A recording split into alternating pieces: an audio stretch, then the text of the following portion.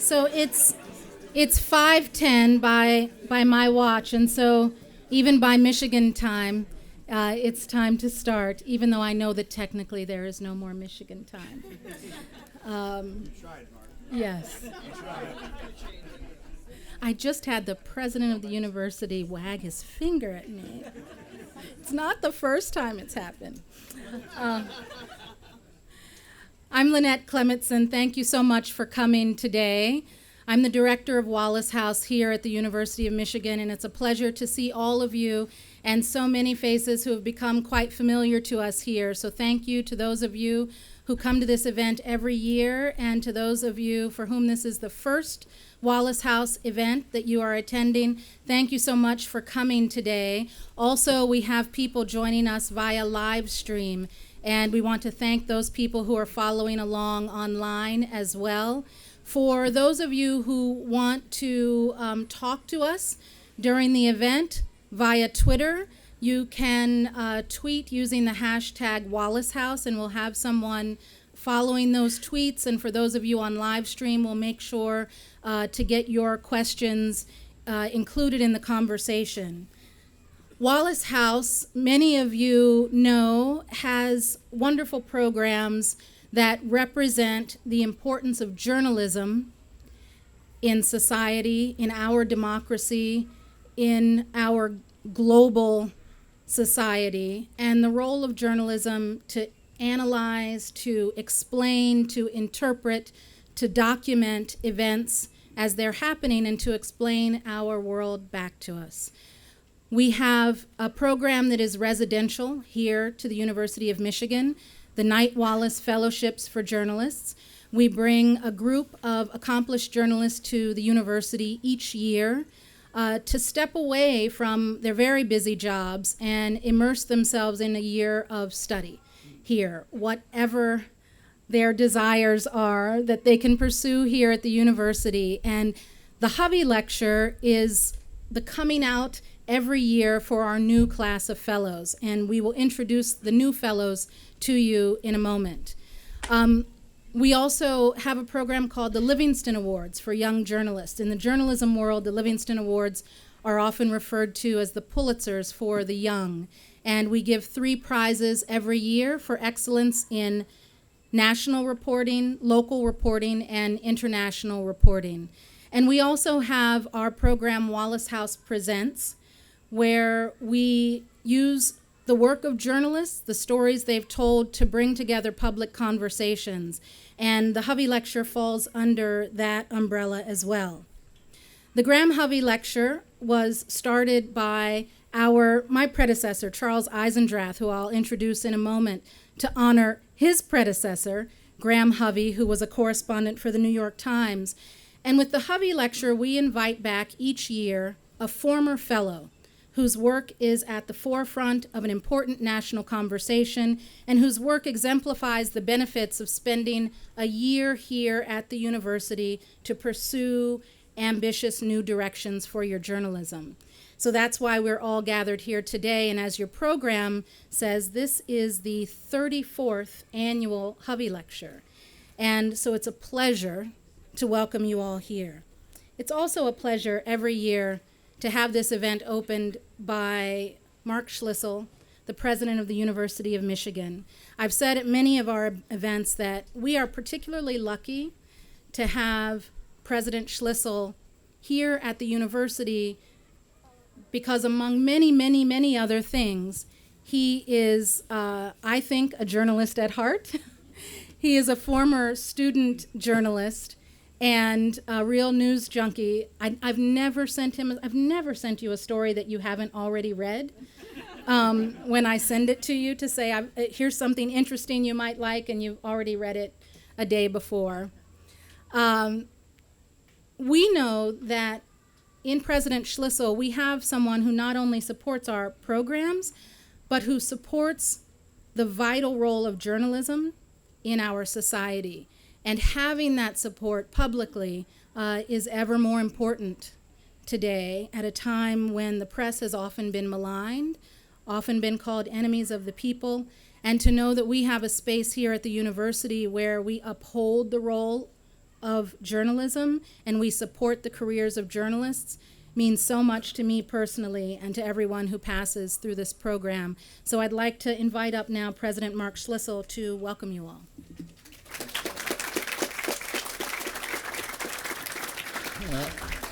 Hi, everybody, and thanks, Lynette, and thanks for the kind introduction.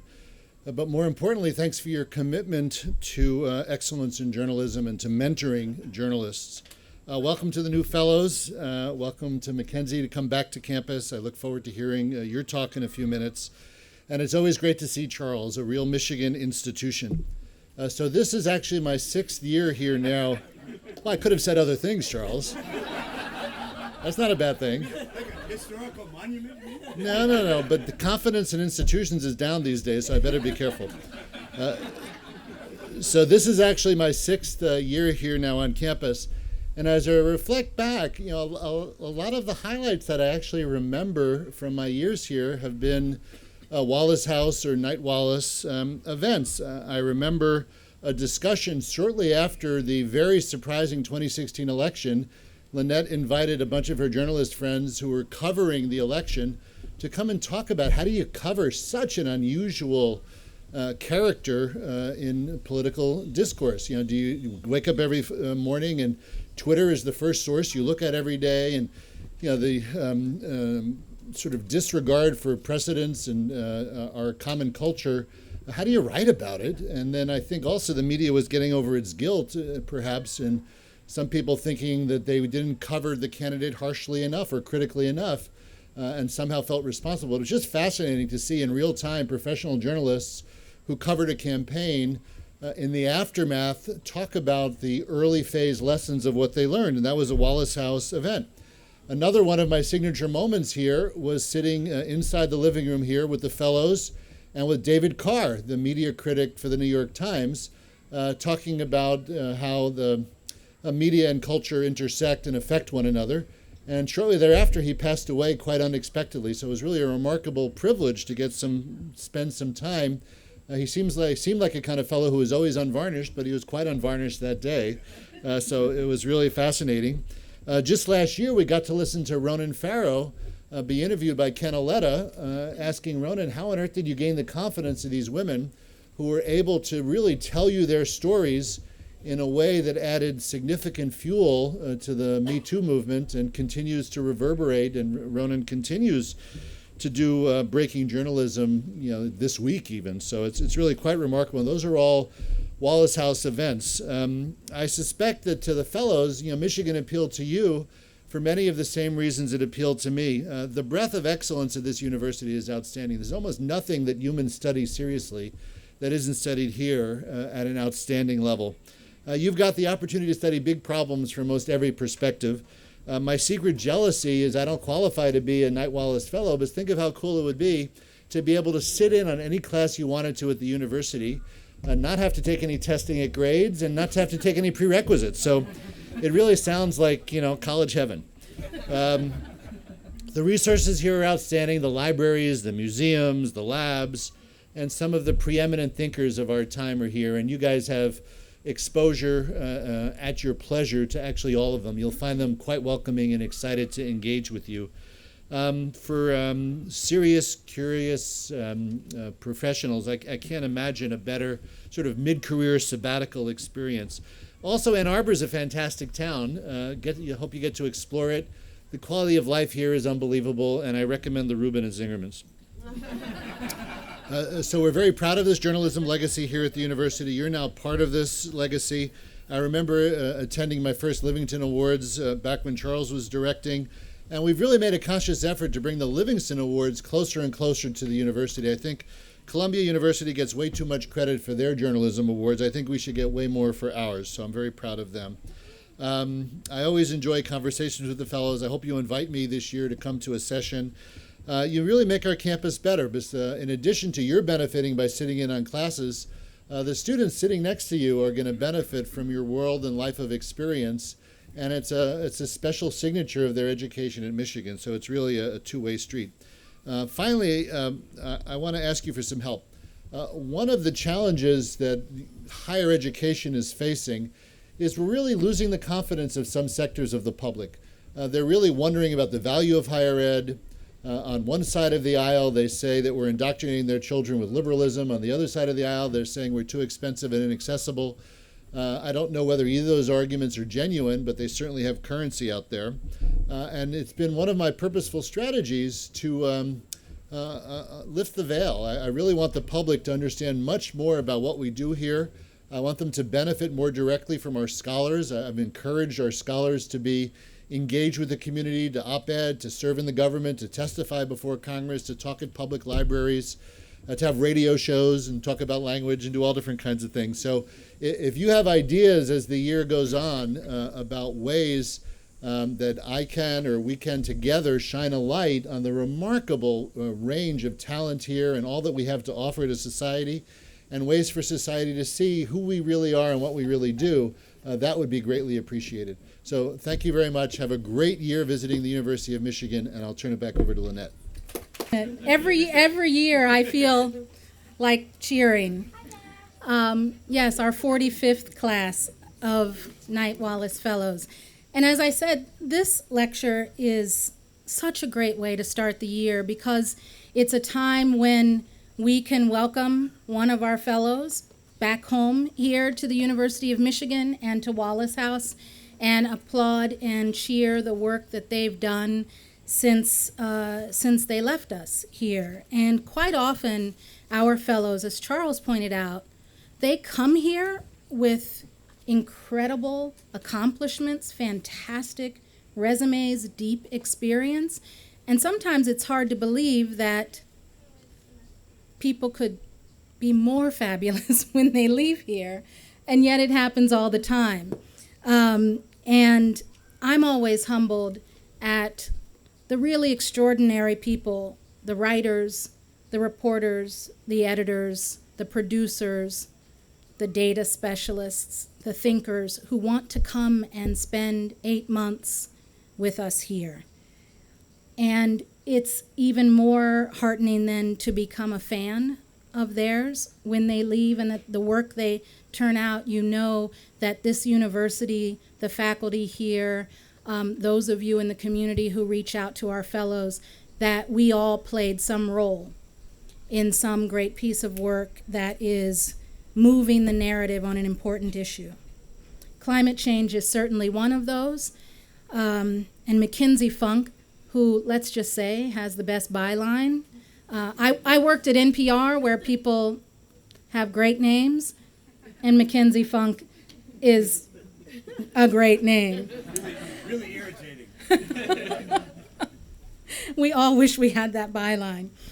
When we talk about climate change, especially here in the United States, we typically hear the subject approached through one of two lenses. We hear climate change talked about through the lens of science or through the lens of politics, and increasingly we hear it talked about as a clash between science and politics. But McKenzie's writing on the subject comes from a different direction. He spent years looking at climate change through the lens of business, through people who were looking to make a buck, to come out on top, to be competitive, to win. The stories of people and companies who were doing work years before we were really focusing on issues, and then spending time figuring out how to get ahead of trends for business gain. And of course, looking at the issue through the lens of people who were being competitive and seeking out the race for the high ground. In doing that, McKenzie was also able to illuminate the stories of those who will likely come out on the bottom. Because as with all things, in any race where people are trying to be winners, it means by definition that some people are going to be losers and come out on the bottom. And he figured out a novel way to approach this way of looking at climate change that certainly for me and many others who read this book really made us look at the issue in a much different way. McKenzie Funk was a Knight-Wallace Fellow in the 2011-12 academic year.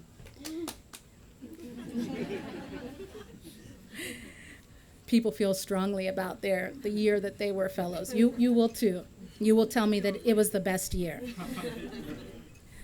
He writes for Harper's, National Geographic, Rolling Stone, Outside, and the New York Times, and the London Review of Books.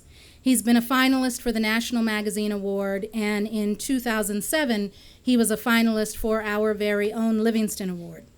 He came to the fellowship as he was approaching writing this book, Windfall, which I have here, and we have some on a table here, and I hope you will take a look at the book and go home with one. He had spent years reporting stories for the book that would become Windfall.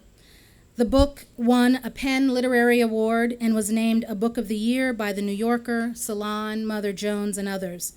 He started reporting on the topic, and as most reporters, felt like he was doing too much reporting but couldn't stop himself. This is a problem that we all have.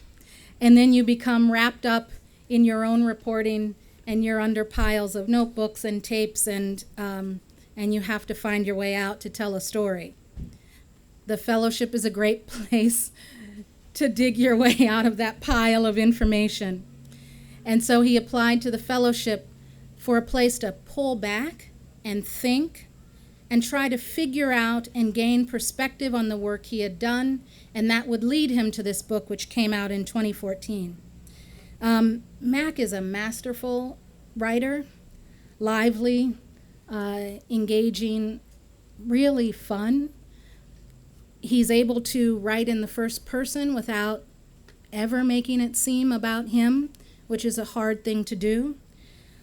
And he was able, in this book and with these topics, to stitch together really complex global issues in a way that was so engaging that, at least for me, left me staying up late at night because I wanted to know what was happening next with these characters from all over the world that he pulled together in this masterful narrative.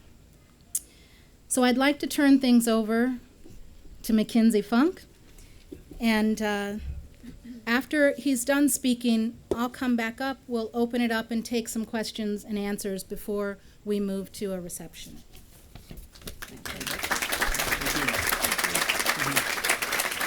Thanks for having me.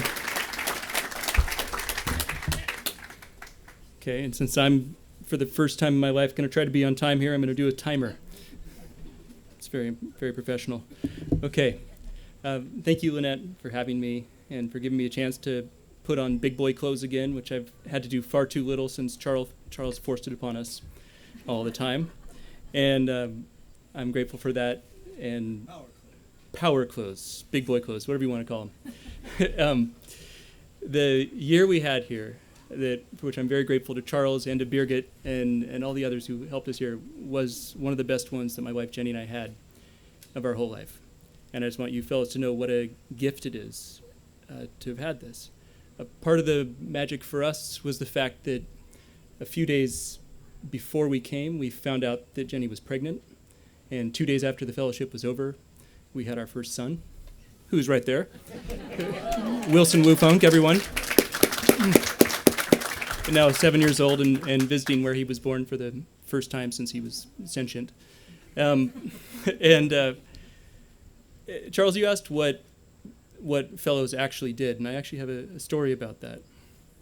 I remember sitting here with one of the other fellows, Roger Harabin, who was on loan from the BBC. And he was a great friend of mine, and he was perhaps the most exuberant about all the opportunities we had here. And he and his wife Anne were at that moment doing something useful, like taking dancing lessons or something. And I told him, well, you know, I've been chasing my dog a lot. And he had this weird expression on his face. He said, chasing your dog? And I explained that the house we'd rented was this perfect like donut shape. There was a central staircase that went up to a separate apartment, and it was mostly carpeted all the way around it. And so if you have a dog who likes chase and someone to chase him, me, then it was really ideal. And so I would just chase him around, and Roger said, how much do you do that? And I sat there and I said, well, probably about 45 minutes a day. And he just looked at me, and he couldn't tell if I was joking or not, but I'm here to say that I'm serious. I spent my fellowship year, a good chunk of it, chasing my dog around the house. And in fact, there was this one part in the kitchen that didn't have carpet. It was linoleum. And he couldn't get away there. You know how dogs' claws are on linoleum. And so I would, yeah, write that down. And so I was spending a lot of the time in ambush in the kitchen, because that's the only place I could actually tackle him. I did a lot of rafting down the Huron. I went biking to Dexter. I went walking in Bird Hills, which is a lovely nature area here. I spent a lot of time not in class, and everybody else should feel the same. Feel free to do the same. This is my permission to live your dream and chase your dog and do whatever you need to do. The other thing that was greatly affected by the program was the book Windfall.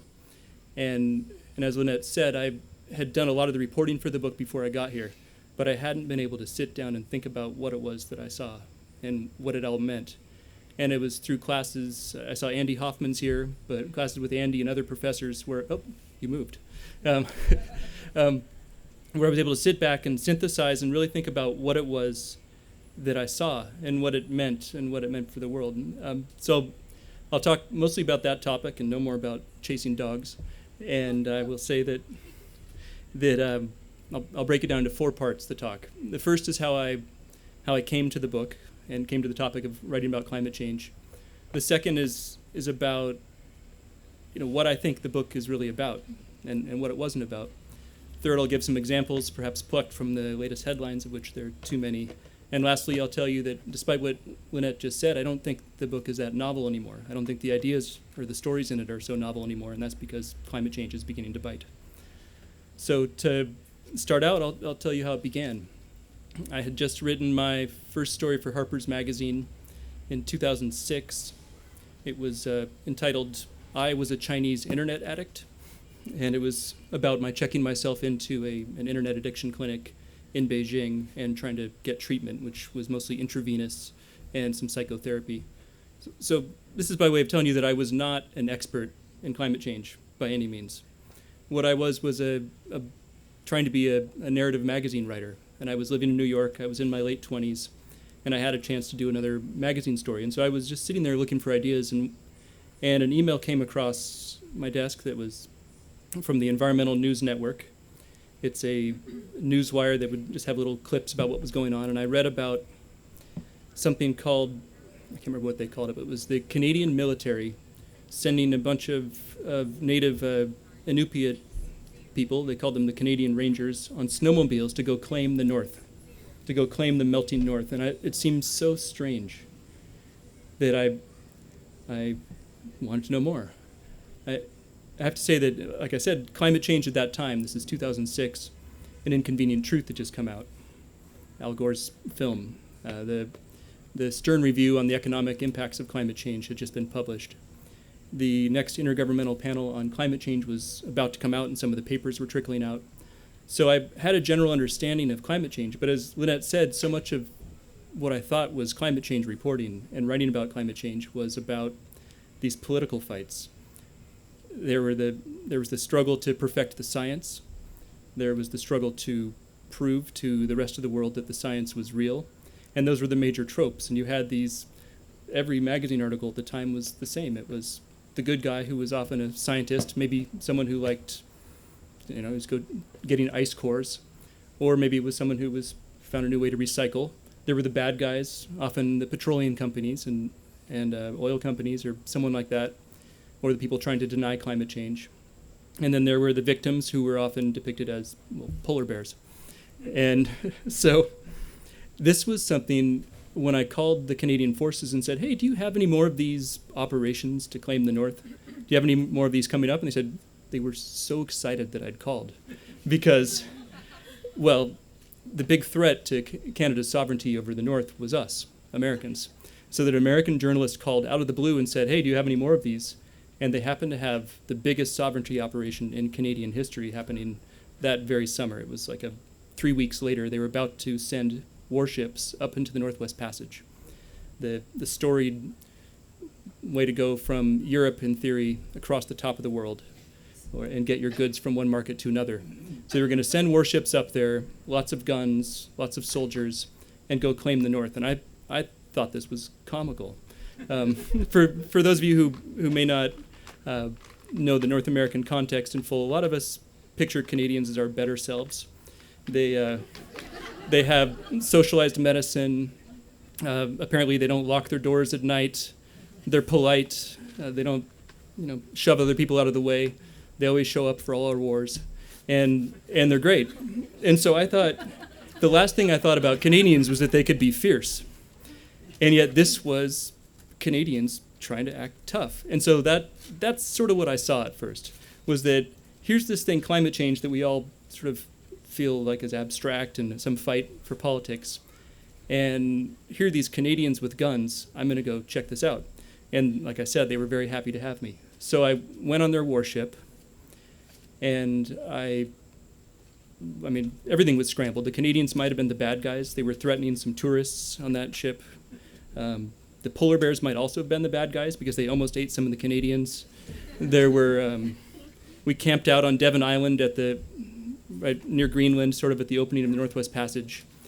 And they were making fart jokes across the radios to the other camps. And it was totally weird. And much like I would later do with the Knight-Wallace Fellowship, it took me a while to come back and try to understand what I'd seen. But what I think it was a new way of looking at climate change, and that was that it's not what we thought. It's not that once you believe in climate change, ergo you will get a new, more fuel-efficient car, or fly less, or vote Democrat, or something like that. It's a lot more complex, and I don't think at that stage, at least out in public, there was a lot of thinking about how people would actually react to the crisis and opportunity. There wasn't enough thinking about people at all. It was all abstract. And there also wasn't enough thinking about geography. The reason that Canada was up there was, one, the Northwest Passage was melting. In fact, it would be passable by ships the next year. Two, there was a ton of oil up there, maybe a quarter of the world's undeveloped oil, at least oil and gas. There was coal, there were resources all over the place. And so the moment that it started pulling back, the ice started pulling back in the Arctic, which happens a lot faster than the rest of the world, you could see this opportunity, and you could see people beginning to scramble for it. And I saw it all the more that next summer, when the story finally came out, the Russians went down with a tiny submarine and planted a flag at the North Pole. And for a moment, the whole world said, hey, wait a minute, maybe this climate change thing is different than we'd imagined. And I began to think of it, too. I began to think, well, what if the geography isn't what we'd always imagined with climate change? What if it isn't that we're all equally in trouble here? And what if some people are going to find advantage? So that's what led to this book. It was almost a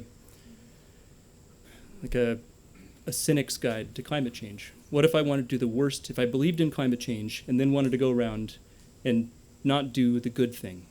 What if I wanted to do the thing that was good for me? What would I do? And that became the book. I'll give a few examples of that are tied to the news of what I saw out there in the world. Since we just had that hurricane, I'll talk about who I believe was out there working. That would be private companies going into the homes of the wealthy and putting plywood over the windows. If they had maybe expensive art, evacuating that art, being on standby to put tarps over any roofs that got blown off. Many of them, or at least some of them, working for AIG, the insurance company, which has a private client group which is aimed at homes that are worth $1 million or more. I saw their activities on the other side of the world, or other side of the country rather, in California. I went out with the firefighters of AIG's Wildfire Protection Unit, and we drove around in a huge wildfire outside of Los Angeles, where they went and sprayed down the homes of their clients in advance of approaching wildfires, and left other homes, smaller homes, the homes of the poor, there to burn. If you look at it from the insurer's perspective, this makes perfect business sense. If you don't have to replace a very expensive home that burned down, you save a lot of money. It's worth having these firefighters on retainer. And another example, sort of the moment, just pulling this out of thin air, is Greenland. Turns out it's valuable. And in 2008, I went with the four major political parties of Greenland. It's a country, they would call it, of 57,000 people. It's part of Denmark.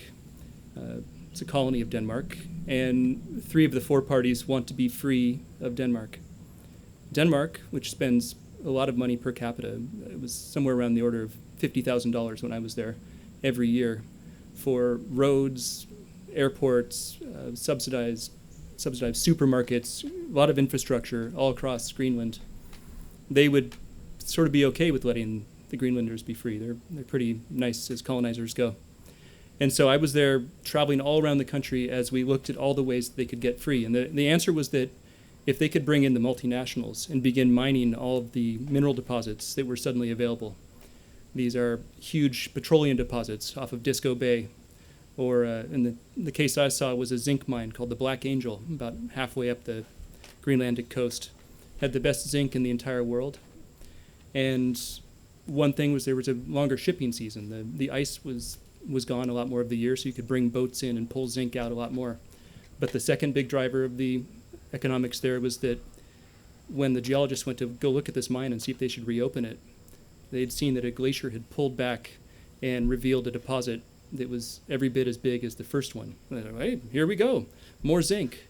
You see the same with gold, uranium, rare earth minerals that the president was recently talking about. It is very valuable. The problem is that the people who live in Greenland don't agree with the idea that they should suddenly get free of Denmark and sell themselves to us. But you could see Greenland was an interesting case because you could see that they weren't particularly responsible for climate change, and they didn't feel hugely guilty about taking advantage of it. Another example that's of the moment is border walls. I visited 3 borders that had a connection to climate migration. Our southern border here in the United States, southern Europe, and the one where I spent the most time was the wall around Bangladesh that India is building. It's the world's largest border wall. It's I think it's 2,100 miles. There are parts of it that are riverine, and so it's a boon for contractors like Tata, and perhaps rumor has it that either Israeli companies or Israeli-inspired companies will bring in Israel-style border walls and LiDAR, radar, sensors to track any movement across the border. And this is a boon for people who are trying to make some money off of this disaster. Why this border wall? There are lots of reasons, but one of which I heard over and over again from people in India and outside of India was that climate change would cause a lot of refugees coming from Bangladesh. It was obvious. About a fifth of the country will be underwater. And where will those people go? I mean, I saw where they went. Some of them went to Dhaka, the capital, and others did slowly stream across the border. We've had similar reports in this country, similar reports in the EU. Well over a decade ago, the National Intelligence Council was talking about the biggest threats coming from climate change. They didn't talk about war in the Arctic over this oil that we're all going to suddenly get. They talked about the pressures of migration on our southern border, out-migration from Guatemala, which is obviously a major pressure point now. They looked internationally at people coming from the Sahel as it dried out and trying to get into Europe. All these things that we see now over the last 5 years or over the last year were foretold by scientists and social scientists. And there's big money in it. I think the price tag I've seen of late is that there could be a $53 billion market in border technology coming up in recent years annually. There were 15 border walls when the Berlin Wall fell. There are now more than 70. I think there are 77 either built or planned. And so we're coming into this new world. How am I doing on time? Excellent. The other area I might want to talk about is Brazil and agriculture. One of the great things about being here as a fellow was I got to go to a class called Great Lakes Water Wars at the law school. That was Andy Buxbaum. I'm not sure if he's here. But it was a wonderful class talking about the commodification of water, an attempted commodification of water. I did a ton of thinking and studying on water rights and here. And I came away thinking that most schemes to try to move water itself are kind of stupid. Water weighs about 8.3 pounds per gallon. The idea that you can put in a tanker and move it from one region to another is kind of silly. But you can move food. You can grow food in someone else's country and move it to your own. And in the last decade and a half, this is something that has been happening quietly, is countries, hedge funds, people in the markets moving into generally less developed countries and growing food for their generally richer countries for profit. And so I did quite a bit of research into Brazil, tracking some of the firms, many of them Chinese, some of them hedge funds, some of them TIA CREF, the investment fund that many teachers, including at University of Michigan, might have their investment with, moving into places both in the Amazon and in Mato Piba and in Cerrado. And all this capital moving in to grow food for the rest of the world. And that's because of water. That's because as water gets scarcer, food becomes more valuable, and the market is moving. Where I went was South Sudan with a hedge fund manager who'd made friends with some of the warlords there. And he tried to secure himself an area of land the size of Delaware by partnering with the meanest guys around. And climate change was the reason, or one of them. He looked at the Nile, and he said, look at all this water flowing into South Sudan. Look at this. Look at all this irrigation we can do. And it's untouched. And in all of these stories, you would see someone pushed aside as the money and often the people who look like me and come from places like I do would move in. In the case of South Sudan, it was small farmers who'd lived on that land for generations but didn't have a title. In Brazil, it's often small farmers as well, often people who didn't have titles but have people come in with fake documents and steal their land from under them and then push them out with thugs. It's happening all over the world. Romania, Ukraine, Kazakhstan, you name it. One of the classes here on climate change that I got to take had this wonderful exercise to try to describe what climate change was. And this was one of these great moments where I had the chance to think about what it meant to me. And it was framing the idea of the tragedy of the commons. I'm sure it's familiar to many people here. The way it was taught in class was, imagine a bunch of fishing boat captains, and each wants to maximize her own catch. And so the captains go out, they all get every fish they can, the fishery declines, so each is now catching fewer fish, but it still makes sense for them individually to go out and destroy the fishery. And the idea is that that's what we're doing with climate change. We're all sort of, in our own lives, it makes sense for all of us to emit all the carbon we want to live our lives. And I came to that class and I said, you know what?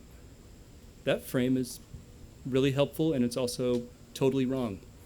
If you look at the world ahead, it's totally wrong. I did come to a better frame as I was reporting this, and that was looking at the Hurricane Sandy that hit New York and the seawalls that are going up around the world. I'll talk a little bit about, I don't know how many of you know the geography of New York City, but there is a area called the Verrazano Narrows, which sits between Staten Island and Queens, and it's not too far in front of Manhattan. And so many Dutch architects, seeing a $8 billion, perhaps $10 billion, perhaps $12 billion project ahead, had come up with designs to protect New York City. And I went to a conference where the clear favorite, not by applause, it wasn't a contest, but the clear favorite was a seawall that would go across the Verrazano Narrows, and it would block any storm surge coming toward Manhattan. It would also, water being water, send even more water to the poor areas on the side. So what we had was a seawall that would protect the wealthiest part of the wealthiest city, perhaps in the world, while drenching the poor. And the more I looked as I reported this, the more I saw this pattern over and over again. It's, if some of us are able to get richer off climate change, Canada, Norway, Russia, even those of us in North America, if we're able to wall ourselves off, then we have a different set of motivations, I suppose, than people who live in the poor parts of the world. And this is, to close, I'll say this is why I think that the book itself and the ideas and stories therein are not so novel anymore, is that we're seeing the issue of climate justice and of these imbalances come up all the more. If anyone sat through the 8 hours of CNN Climate Forum recently, I think most of the candidates there did talk about justice, the fact that the world's geography is imbalanced. There are those of us who have both the resources and the luck to be in the geography that we can kind of protect ourselves from the worst of climate change, perhaps even profit from it, while the effects flood someone else. The examples are everywhere. We can see that, I think the amount of people who believe climate change is real is now up as high as it's ever been. It's above 70%, which is as high as it was when I started looking at climate change. Those who are alarmed or concerned about it, according to a Yale study, are now higher than ever before in this country. And I think that a lot of the things that had seemed so abstract when I started this book, all these arguments about, well, if we can get people to believe in climate change and see that it's real, then we will, they'll do this or that. We don't have to be so abstract anymore because people do believe in climate change. And we're seeing them react in very different ways than we'd imagined a decade ago. Look at Miami, where there's climate gentrification happening in Little Haiti. Developers are moving in because it's the high ground there. So developers are moving in and buying up property and kicking out a lot of the people who've been there for generations, or at least their whole lives. You can see what's happening with the Bahamas, where we're hardening our borders to keep out these hurricane refugees from Abaco, or at least it seems that way. There are stories over and over again, and I'll say that it's going to infect every bit of our lives going forward. And I think a big opportunity for journalism is that we haven't written the part of adaptation yet. They always talked about there was mitigation, cutting carbon emissions so that we wouldn't have these crises, and then there was adaptation. And we've already emitted enough carbon that for the next 20, 30 years, no matter what, the temperature is going to go up. And so for the next 20 or 30 years, we're going to have to start making policies that are about how we adapt and who we adapt for. And we haven't done all the wrong things yet. And for instance, the Verrazano Narrows project that I just mentioned, once that got studied more recently after Sandy, they said, no way, we can't do this. And New York is trying a different project. So I hope we all can do the same. And I'll take questions now.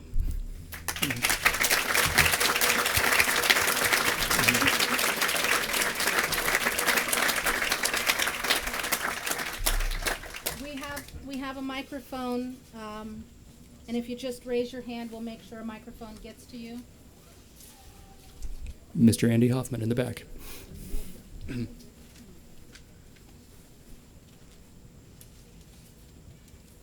Well, you had to know a question was coming from me. Yeah, I did. And we still have to talk about your grade for my class. So you're highlighting in the book, and I haven't read it yet, but from your talk, the ways in which the economic system is driving people to be selfish and do bad things. If the market is causing the problem, and I believe that's true, then the market has to solve it. It's a pragmatic answer. You can't solve it unless the market's solving it. Did you find any examples of the market actually leading people to do the right thing? And is there a trajectory where the market can actually get to a place where we will do the right thing? Yes and no. First of all, I was greatly informed by your class because you and I had both looked at Shell Oil from two different perspectives.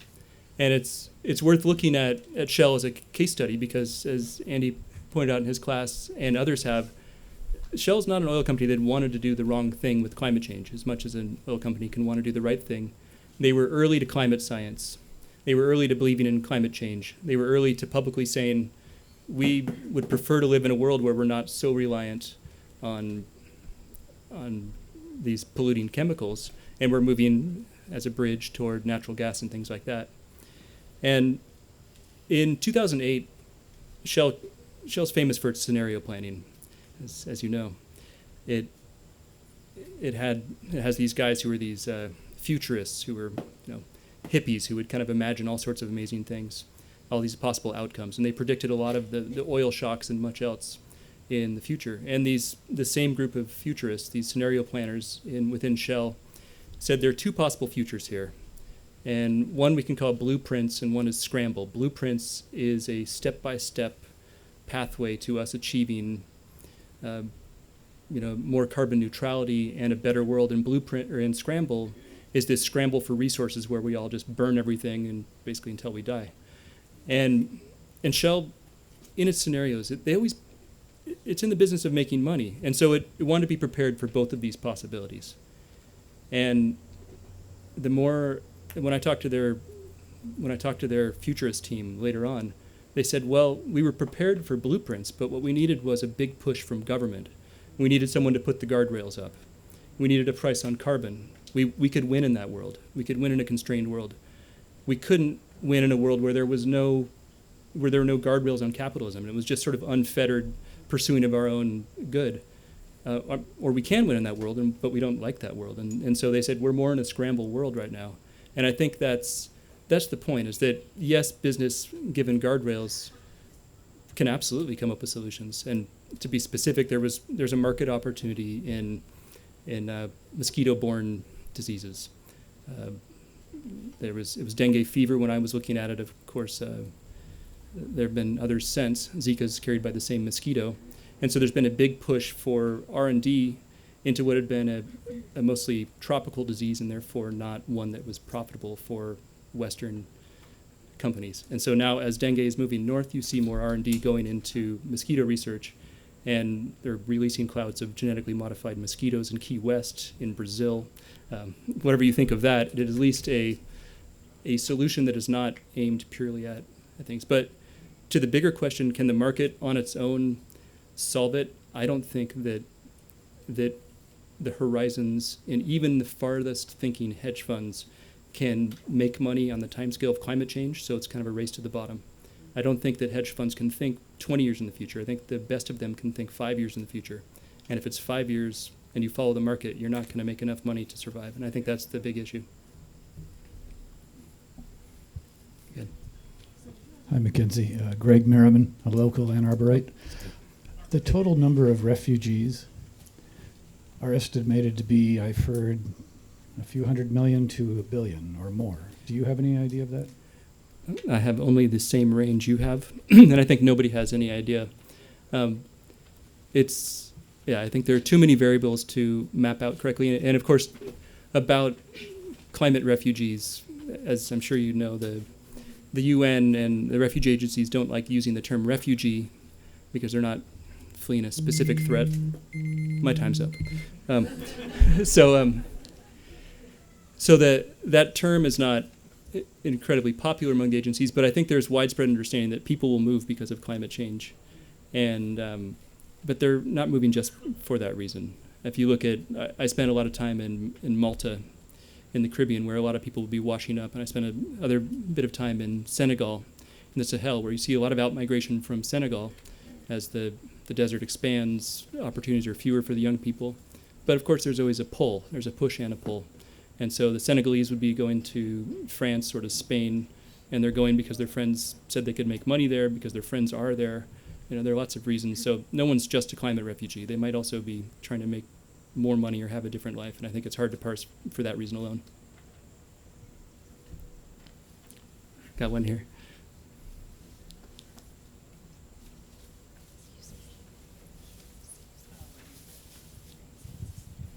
Did you have much pushback in your reporting, either while you were reporting or since you were published? I was kind of surprised at how little I had. There was one guy, the hedge fund manager partnering with the warlord in Sudan, who wrote afterwards, I had no idea how much you despised me. Which was funny, because as crazy as his idea seemed on the outside, and according to my value system, it was, I liked the guy. He was funny. He was a good guy. We had a hotel made out of shipping containers in Juba, South Sudan, and he was a good guy to hang out with. And he had all sorts of jokes, and he was a character, and I think he thought he was a good person, and that mattered to me. So I didn't I didn't dislike him. I think my editors disliked him more than I disliked him. I was surprised at how little the characters therein cared about how they were depicted. And I hope that's because I depicted them fairly. I didn't try to paint any of the people as bad people, because I don't think most of them were. I really think that many of them were hardened capitalists, and they really did think that by pursuing this or that deal, they could make the world a better place in some fashion. And they followed that logic to the very end. And I think if we follow that logic to the very end, all of us. So, good. Yeah, I don't know. We need it. I'm just curious. We're in the mitigation phase. We're past the mitigation phase. Both. Okay. Yeah. Okay. So, in your research, has there been anything that's promising that's market-driven for like carbon capture or alternative energy, or is that just is that lost? Yeah. No, I don't think it's lost at all. And I don't think you can't. It's not static. It's a moving target. So every bit we halt or slow this problem, it will help us. The less we have to adapt in the future. It's not like the mitigation problem goes away because we have the adaptation problem. And what I didn't say and should have said to Andy is that I looked at a lot of the hedge funds that are investing in climate change and some of the mutual funds, all these big Wall Street institutions, and I walk in and look at their portfolio. And a lot of them did have these sort of apocalypse neutral technologies, like like for water or buying up fertilizer because we were going to run out of ways to grow food, and all these, buying up water rights in China, things like that. But they were heavier in solar. And I think the story of solar is one which I'm far from an expert in, but the price of solar has gone down. The price of wind is going down. I mean, we have battery storage. All these things that we've heard a lot about in the climate conversation, I think, are very promising. I'm far from an expert in them, but I have no reason to doubt that they're going to be great. We just aren't there yet. I think we had a question over here. Yeah. Oh. Earlier, your 7-year-old son told me Yeah. that. Hold on, Steve. Oh, sorry. That, I don't know the story, so I want you to see if it's true. Maybe it's fake news. But he said that you were supposed to go on a submarine and it exploded. It's true. Okay. What happened? It's not relevant to climate change, except that it was in Abaco, in the Bahamas, and I had to pull out of the trip at the last minute. This was last summer, and because they canceled their mission, but I spent days trying to figure out where they would be and where I should stay, and so I spent a long time flying with Google Earth over that very beautiful island and seeing all there was to see. And seeing where the people would live. So in the last few days, as it was decimated by the hurricane, I've been able to look at those same places I'd studied and realize how bad the destruction was. So I guess maybe it was relevant. We've got one here. Thank you very much for your talk. Sure. You talked a lot about how the market is driving people to act in their own interest, and that's really damaging, sort of, and exacerbating inequality. And I think that that's something that most of us recognize. What's more, I've found more recently is that it's also happening here at home, even at like the University of Michigan, for instance. That even focusing on solutions that any solutions that we implement, for instance, to address this crisis here have to be in the service of growth and this idea of endless growth of the university. And that they have to be sort of marketable and capitalize on something, even if that's sort of the guise that it's wrapped in, and so that others will adopt it because they'll only be interested in if it makes them money. And you can see that in tangible ways, such as through investing hundreds of millions of dollars, $1 billion as of now, and adding $300 million in private companies that are extracting fossil fuels here alone in the university endowment. That was just last year.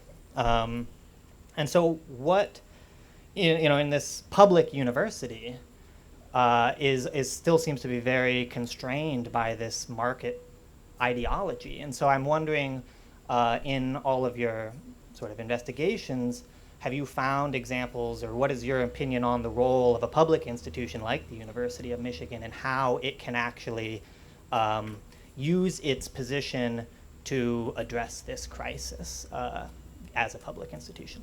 Yeah, well, that's a good question. You'll be happy to know that I came to the fellowship as a Knight-Wallace Fellow. When I came, my study topic was endless growth, and it was the roots of why is this part of our capitalist system? Why do we find this essential, and what's it mean for the world if we believe in this ideology? You'll be unhappy to hear that I came away with no idea, but I did chase my dog a lot in the kitchen. Anyone else? Hey. One back here. Oh, sorry. I think the news media does an excellent job when it comes to these hurricanes and covering them and a follow-up to rescue those victims. But my question is anyone investigating at any level any chance that these hurricanes could be diffused, and if not diffused, at least directed away from shore? And I just can't understand, and I guess I'm challenging the news media to take a look at what these storms consist of and if there is no defensible way of diffusing them.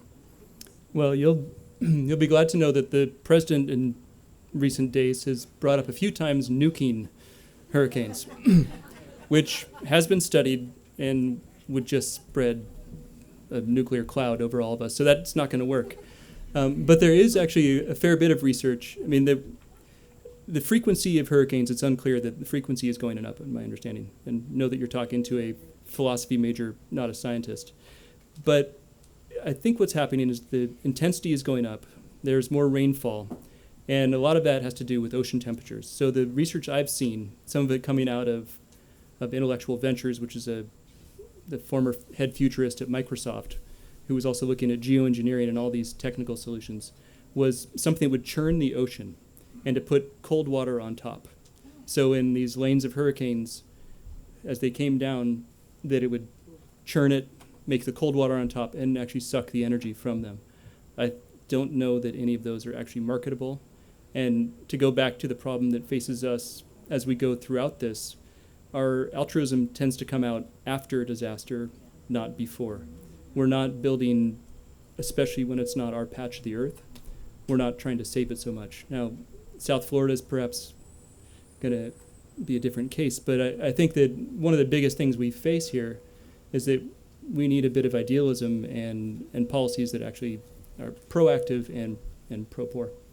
So we have time for a question here and a question here, and then we'll have to start wrapping up. Since you're a frustrated philosopher, I'll take a Hegelian approach. Your thesis seems to be that whatever happens, people will try to find a way to profit from it. You talk about the market or capitalism. I don't think it's just limited to capitalism. I think socialist countries will do the same thing, and socialist agencies will do the same thing.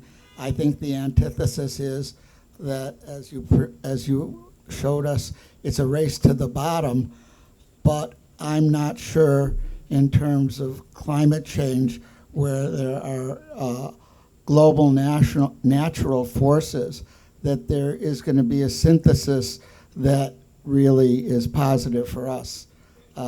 We just may not be around for the synthesis. And I wonder what your thought about that is. It's almost too profound for me, but yeah, you're right. That's where things could ultimately go. We can rearrange some deck chairs in the Titanic in the meantime, and I do think it's still worth doing. But I don't think we're doomed.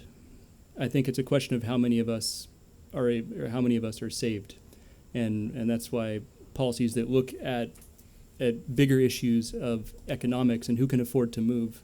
And to give an example, Wilson and I last summer moved to Ashland, Oregon, which is a beautiful town at the bottom of the state of Oregon near California, not so far from Paradise. We moved there because his mom was going back to school, and it was rather abrupt, and we showed up with our U-Haul, and when we got there, Ashland had the worst air quality in the entire United States.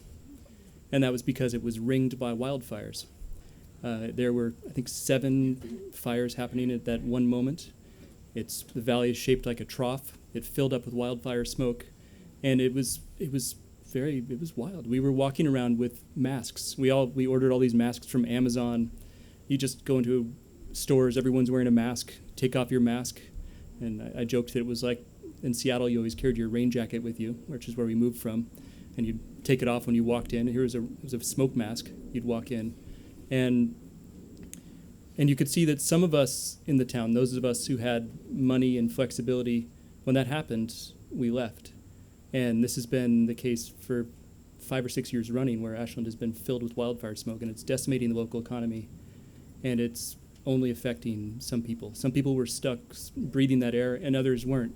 And we need to come up with systems, and I don't know what they are, but we do need to think about the justice issues, not about stopping climate change, but about who gets to be ready for it and adapt to it. And that's I don't know, there's not a silver bullet that solves any of these things, but it needs to be the part of every conversation we have for the next 30 years or maybe forever. Last question? Yes, regarding that, Mm-hmm. you were saying clearly the communities that are more affected by climate change are those that are not creating the climate change. And Yes. those that are working toward that have the best opportunity to get saved. And in that sense, whenever you see international organizations talking about that protocols and agreements, all of that, most of the people who are in charge of that are those from those countries who are Mhm. creating the situation and not those that are being affected. So after publishing the book and after your research, what do you think about international organizations? Because clearly it's not working there. Mhm. So whenever you say, we have to find out, we have to think, who's we? Because I don't know. I don't know if them are we. That's a brilliant question. And I certainly, I think basically the same you did. And I actually, before the book was published, but after I'd finished the work on it, I went to one of the climate conferences, and it was so divorced from reality. And so many of the topics were just, it was rich countries talking to one another and putting the other ones off to the side. And some of the most interesting conversations I had were with people from the Marshall Islands or from the Bahamas, people whose countries were actually at mortal threat from climate change. And they have moved the dial in these things. But I don't know, I chose this topic in part because I could not figure out why those things were useful. And I knew, for one thing for sure, and that they were extremely boring. And so I didn't cover them very well. And I'm sorry I didn't, but I agree with you. I think that the conversations over and over again are about the rich countries helping themselves. And that's, I don't know how we change that. Thank Okay. you very much. Thank you. Okay. So I'm staying? Okay. Then I'm going to put my water back right here.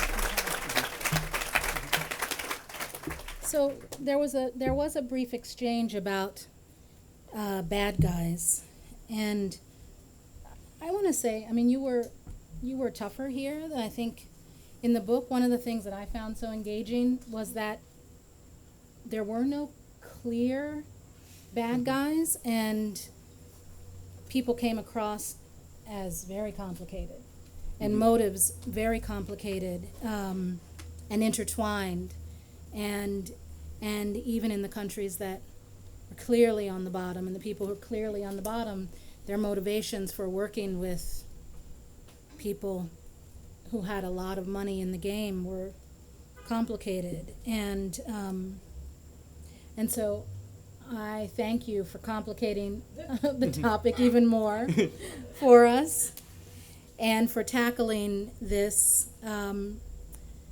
McKenzie's turning his attention now to writing about perhaps the other area in our lives that we know is creating drastic change, but we won't quite own up to what we're allowing to happen, and that's big data, and how it's taking over our lives and how we're letting it. And so I'm looking forward to that book. I would like to invite up Wilson Funk, because for a 7-year-old to sit here and listen to his dad talk and for us not to hear him at all, I think that Wilson is owed a round of applause. And so, are you allowed to eat candy ever? My dad sometimes lets me, sometimes doesn't. So Yeah. it's my dad's choice. Okay. He can do it now. So we like to send, when our fellows come, we like to send them back with a Hovey bowl. It's a tradition. You're the 34th person now to receive this, and I think that this is really good for holding candy. So I'm going to encourage your dad to let you fill this with candy. Would you like to take this? What, see here it says, look, Knight-Wallace. Oh, there it was. Knight-Wallace Fellows candy bowl. Doesn't say that. It says the 2019 Hovey Speaker, McKenzie Funk. So. Is that very cool? Yeah. That your dad has his name on a bowl? And all of our speakers, we have a plaque that sits inside the door at Wallace House, and your name now is added to this plaque. There you are, McKenzie Funk, Oh, thank you. 2019-20. You see it there?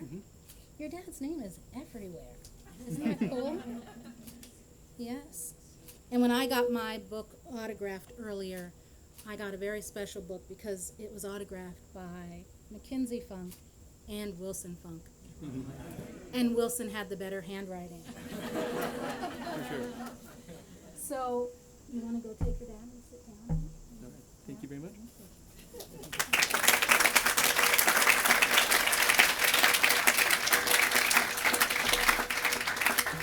So thank you all for coming.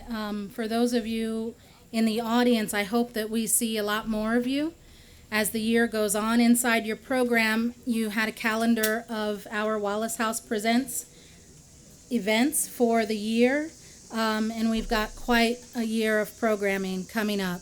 And so I'm terrible with names, but not bad with faces, and so I'll be looking for you. And for our fellows, I know that it's been a big couple of weeks since you got here, but I hope that this event fills you with a sense of possibility, that coming here can be overwhelming when we tell you you can pretty much do whatever you want here, and sometimes that's paralyzing. But if you have a cat, I don't know, cats don't let you chase them so much, but borrow someone's dog and chase the dog and explore the university and take classes and meet people, and let your minds go to where they want to go, and free yourself up to have this. You will not have a year like this again in your life, and I look forward to all of the things that you will create when you leave here, and to welcoming some of you back to give a Hovey lecture in future years. And I will look forward to seeing all of you. The most important question of the day is there ice in one of those bowls back there? I hope that there is, and that you all are able to get a glass of ice and pour something over it and stand and talk for a while. Thank you for coming.